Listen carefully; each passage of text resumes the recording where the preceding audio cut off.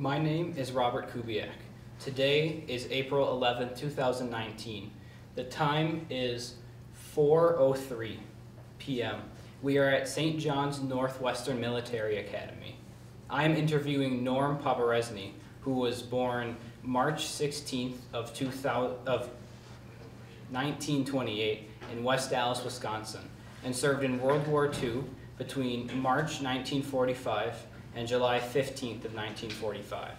Norm was a merchant marine in the Coast Guard and served as an ordinary seaman. His interview is sponsored by the Bell Tower Memorial.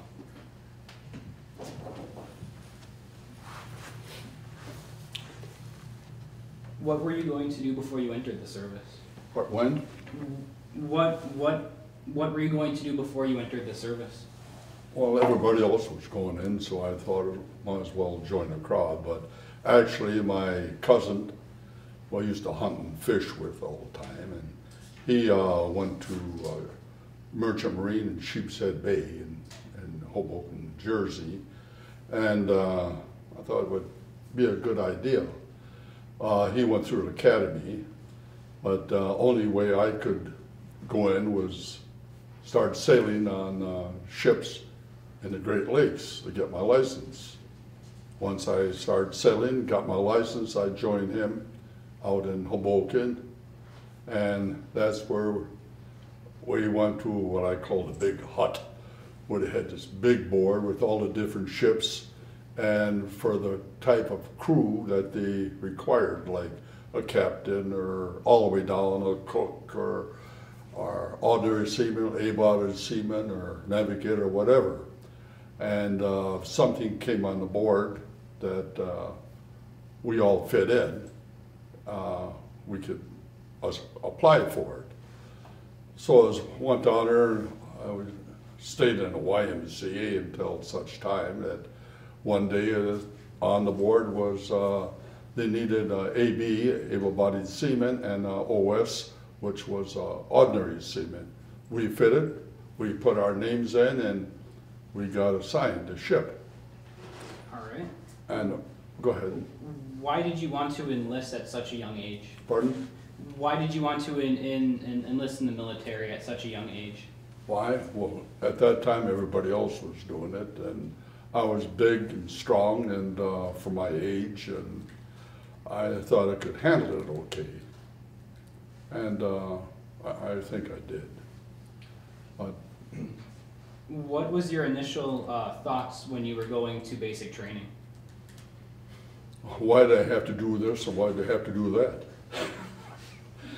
Really? Well, the training, like I said, it wasn't a training like going into the Army and you go through all this here. My training, going out to sea, like I said, I had to earn my license on ships. I started in the Great Lakes, and from there I worked my way up until I was capable and had the license to go on larger ocean-going ships. Can you tell me about your early weeks in training and how you adapted to the military life? Oh, I adapted okay. I liked it. Like I said, I had a chance to see the world, starting at a young age of 16, shipping out. My first, I'll call it appointment, was getting on a ship and sailing down to Puerto Rico, seeing what the people, how they live down there, come up through the Panama Canal, see what that looked like, learn that it was in 3 steps to go from the Pacific, or from the Atlantic side to the Pacific side, and what we call 3 gates. And that's where they sent me out into the Pacific. Where were you first stationed? First station? Well, being a merchant seaman was Hoboken, working out of Hoboken, Jersey, to catch a ship. Otherwise, I was stationed on ships. Where were you mainly stationed during your time in World War II? Well, Marianas, Hebrides, Carolines, New Guinea, Darwin, Australia, up in the Persian Gulf, where I was on tankers, and we were doing ship-to-ship refueling. And So we had to go up places like Aberdeen, up in Iran, pick up our fuel, bring it down, and then hit different ships, offload the fuel, and go back up for more. Can you tell me what daily life was like on the ship? What is? What the daily life was like on the ship? Daily? Well, it depends on which watch you had. We had different watches. Normally you get up and have your breakfast in the galley and see where your senior would advise or have you on watch or having overboard shipping paint, looking down for sharks, over the gangplank down there, shipping, or at the wheel, helmsman wheel, outside, or depending on the weather, inside the cabin. They had two wheels, one large one like this for steering, and inside they had a smaller one, and what we call a pilot house. And I learned navigating the ship there. Have you ever used that navigation skills in your life? In your like daily life at home? Oh yeah. I navigate from as a young man hitchhiking all over the United States. I didn't know where I was going, and but in my travels and flying, you had to know where you're going, and yeah. Did you have any contact with your family members on the ship? Not really. I would send mail home, but they wouldn't get it until a week or so later. But that was my only contact. I was by myself or with my cousin, Bud, or James Burnett. What type of ships did you refuel on your tanker ship? Well, various transport ships, hospital ships, no submarines or anything like that, but troop and cargo ships, and like I said, they'd go up, pick up fuel and come back, and depended what they assigned you to, what was in the area. How did you refuel the ships from the tanker ship? How big? How did you refuel the other ships from your tanker ship? Oh, well, first of all, they put the big bumpers over the side where you wouldn't collide, and they had hoses, probably around 5 inches or so around, and you'd fire those over, shoot those over the other ship. They'd secure them over there and hook them up over there, and then you'd pump the fuel from your ship to their ship. Did you see any military action on your ship? Not really. You had very scary moments and that there, but fortunately didn't see any real bad stuff. What were some of those scary moments? The biggest, not on the ship, it was climbing a coconut tree in Mariana Islands.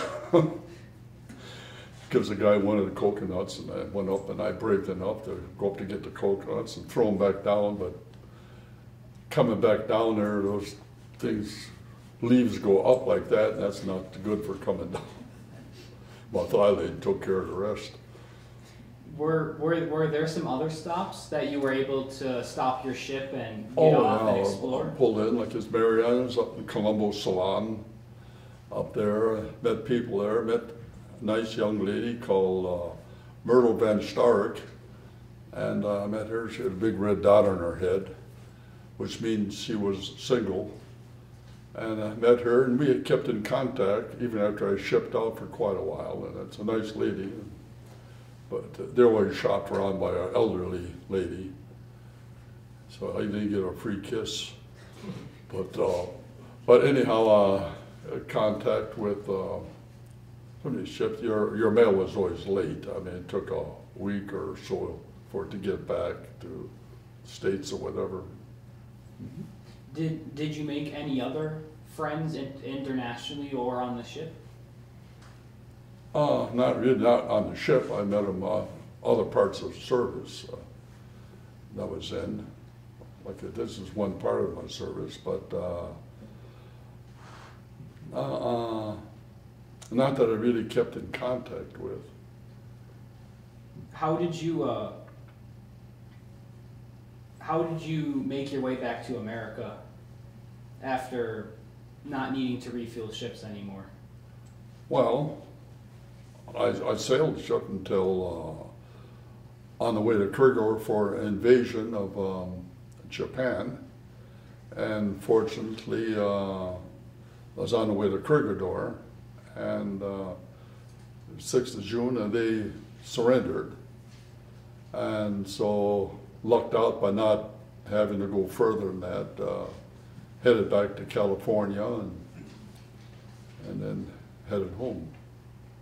What did you do after you got back home? Oh, various things. There were construction for a while for my dad, and my dad was a foreman and heavy laying pipes and sewer pipes and all that. So I got a job there, but he didn't want me doing that kind of work, hard work and everything else. There was no future in it. So one day a little rock fell out of a pipe and kind of broke it. And his words were, "Sonny, did you see that rock there?" And I says, "No, Dad." He says, "Mama pack you a big lunch?" And I said, "Yeah." You take your lunch, go home, you're fired.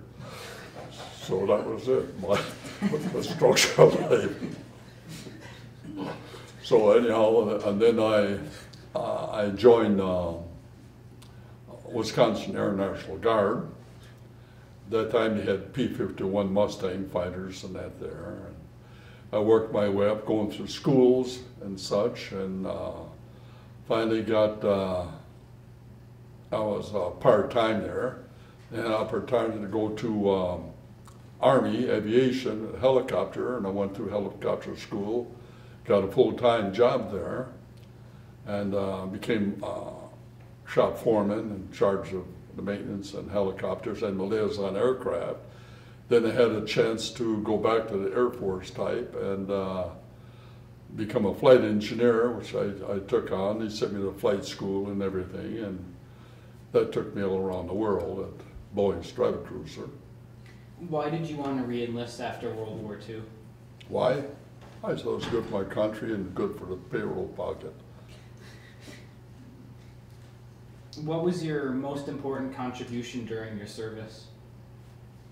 Well, paying attention, doing what they say, what I had to do, serving, like I said, the other ships that needed. You were there to help your other crew members. And as far as World War II, I was doing ship-to-ship fueling, and I ended up doing air-to-air refueling in airports later on. So I covered it on the ship-to-ship and down sea, and then air-to-air in the sky. How did being an ordinary seaman help you with other jobs? Ordinary seaman? Learned life is the biggest thing. Like I said, I was a young man, and you were told to do something by your elder. I paid attention, and I did it, you know. Is there anything that you regretted? Not really. No. No, some of the food wasn't some of the best, but it, no, I never regret it. Like I said, I met a lot of good friends, a lot of good people, different nations, people that I flew in Europe quite a bit, and I had contact with people over there for years and years after. And in fact, I had, my wife was from Germany, and she would fly over, and I'd fly in my mission, she'd meet me on the other side, and with her being German and talking Germany, that helped really a lot. And like I said, and met those other friends that I met there, and she became, had a chance to meet them too. What were the other branches and services you went into? Well, outside of the sailing, it was the Army and the Air Force, just the three. What did you do in the Army? Army, I was with stationed with the liaison aircraft and helicopters. What did you do in the Air Force? Well, I ended up flying Boeing Stratocruisers and 6-engine aircraft, air-to-air refueling and cargo. Cargo took us to places like Puerto Rico when they had earthquake and things down there, flying supplies for them, bags and bags of wheat and bags of white stuff, I forget what it was, for them for food and that, and deliver that for them. And people were starving down there, and that was quite a mission there. What was the food like in the different military branches? The what? What was the food like in the different branches? Well, food, well, I wasn't bad. You're hungry. And shit, pretty well the same. When you're hungry, I had some good meals and some bad meals on sailing, and the bad meals I threw overboard. So, but the Army had some good meals and everything else. They're special. They all had their specialties, but I can't really complain about it. And how did your military skills help you in your other careers? Pay attention, listen up, and if you're being ordered by a superior, I mean, pay attention, listen up, and do it. Supposedly he knows or she knows best. I had more experience or so. What did you do after the military? After I got out the military, well, I went with Experimental Aircraft Association, EAA, which my brother had formed, and I became a shop foreman. We had 3 bases. I was in charge of the aircraft maintenance at 3 different sites. One in Hales Corners area, one out in Burlington, and one up in Oshkosh, in that area there. What did you do at those places? After that, oh. What did you do at the EEA bases? Basically, in charge of maintenance, make sure all the aircraft, everything was going according to plan, to make sure the aircraft were being serviced right, taken care of, the annual inspections were done in time. When you were flying your aircrafts in the Air Force, were you ever able to get off your aircraft and kind of explore the places that you were stationed at? Go other places with it? When you flew the aircraft, where you landed to refuel, were you ever able to like explore the places? Oh yeah, definitely. Yeah, sometimes we'd go over, like in so many different countries and everything else, and you'd be over there for a week or so, and you'd fly your mission or so, or you have several aircraft over there. You'd have time off, and you just jump in the car, rent a car, and you could travel all over whatever country you're in, Spain or Italy or France or England. Or. Do you have any stories about the places you've been? Well, I got stories, yeah. Like, do you have any stories about the places you refueled at or stopped at in the Air Force? Well, let's pick one. Flew to Bangor, Maine one time, took off with 6 engines, and landed up there, and guys all put in an order for lobster for some reason, so happened to be at the right place, so I come back with 600 lobsters on board. You were clicking, you were tied, and en route back, started up with 6 engines, and then went down to 5 engines, and then 4 engines, and then 3 engines. Weather was sucked in, had no alternates, so only place was getting back to Milwaukee on 2 engines and low altitude and short on fuel. Other experiences we had where I was on the plus side and guys were on the negative side was one time coming out of Anchorage, Alaska, heading back, and had plenty of fuel on board and everything, and got a call from 6 F-84 aircraft, Mayday, you know what that is. They were short of fuel, so as we were coming down and they were coming this way and veered off and topped off each one with a little fuel, and then have them come around again and then filled them up. They were from Mississippi, And it was years later, probably not years, about 2 years later, I had a side job flying with a Ford Tri-Motor, you know, if you know what that is.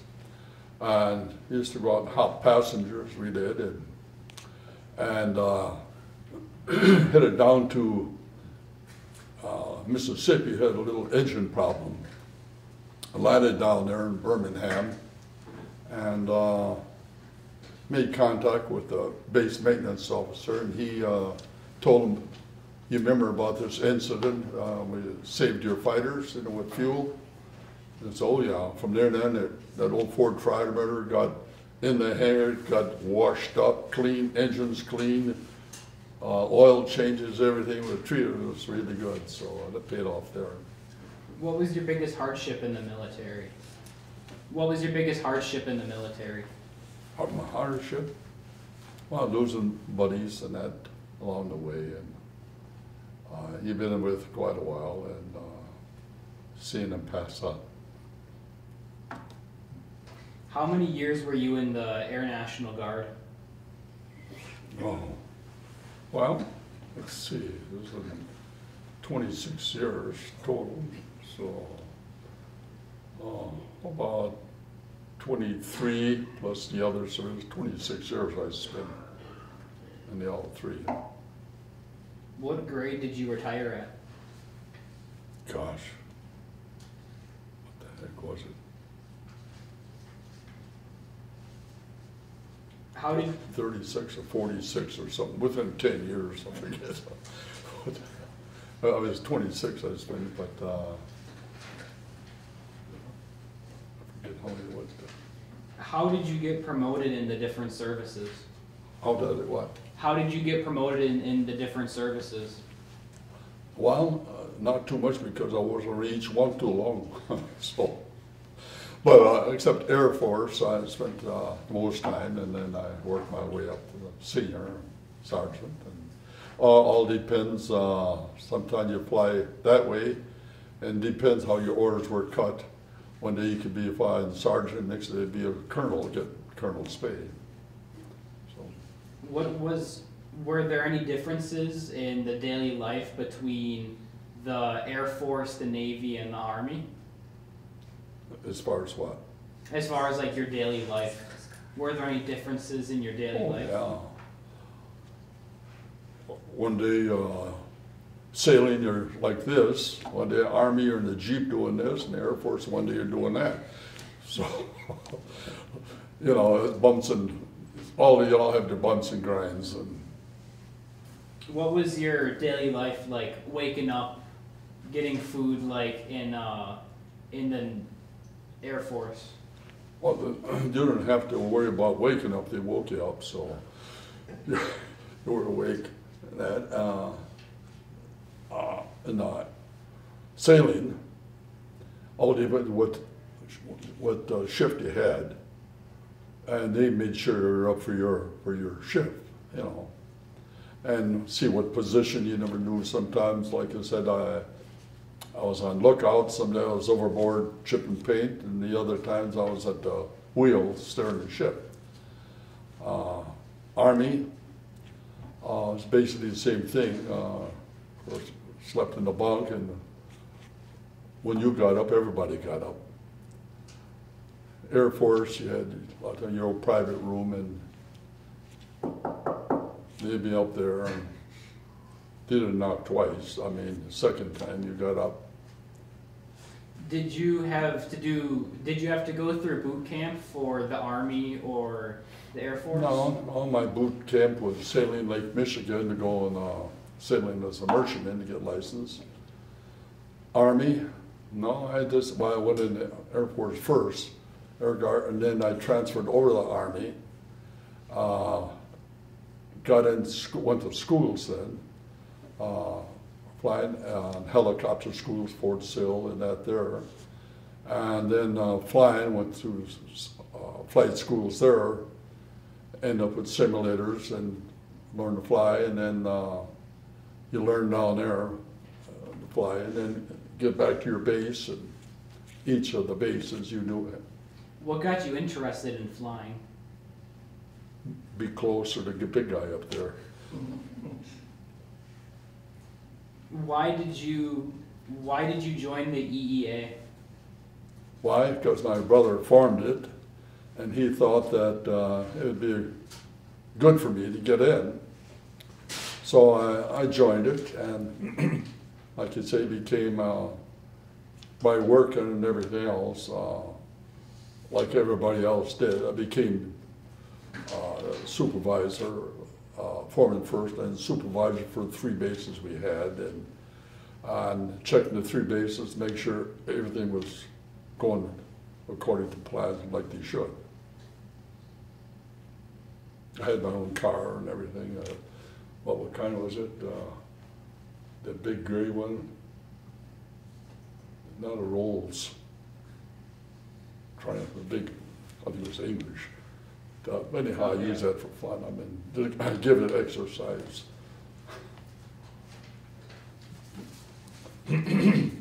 What first got you interested in airplanes? What first got you interested in airplanes? What was I? Why? What first got you interested in airplanes? Oh, my brother, who was, he flew in Army Air Force, Army Air Corps, then in Army Air Force. He became an instructor, and one day he says that, Norm, don't you think it's about time you learn how to fly? Yeah, I thought it was a good idea, so we went through the normal training, and then flying, and here, there, and then one day he says to me, okay, he says, I think you're about ready to be turned loose. I want you to make two full stop landings, go around again, and if I give you a thumbs up, you can go around and go by yourself. So I made 2 full stop landings, and I got the thumbs up, and I flew around by myself, but a little bit too long. I didn't watch my fuel. I landed in a farmer's field, and I borrowed the farmer's telephone, and I called the airport, which I regretted to do. Can I talk to Paul Poberezny? Yeah. Oh, Brutz? Yeah, where in the heck are you, you know? I gave him the coordinates, tell him I needed fuel and that. So next thing I see is 2 airplanes coming, landing, and one guy carrying a fuel can and one other one, and I mean one aircraft. And then my aircraft was on the ground, and it ended up, he says, you know where you live? And yeah, he says, start walking. Then I saw 2 airplanes taking off. I kind of watched my fuel after that. Tell me a little bit about Darwin, Australia. Darwin? Darwin was a place I went into, was really hit by the Japanese. I remember getting off the ship, the tanker, and well, we all moored out there in the harbor, and I heard that they had ice cream and cake on shore for some of the guys' goodies, you know. So all of a sudden I got a toothache and that, and the lifeboat went over. I was in the boat, and he took me ashore into Darwin, and I see the guys there, you know, having their ice cream and cake and all that, and I went in to see the dentist, and I remember walking in the building, it was all bombed out yet from the Japanese, and I remember he was only about 6'3", I think, but he looked about 6'8".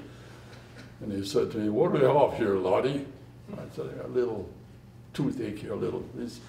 Remember his words, let's have a look-see. I always remember those. Like that, he opened my mouth and that, before I knew it, this was gone.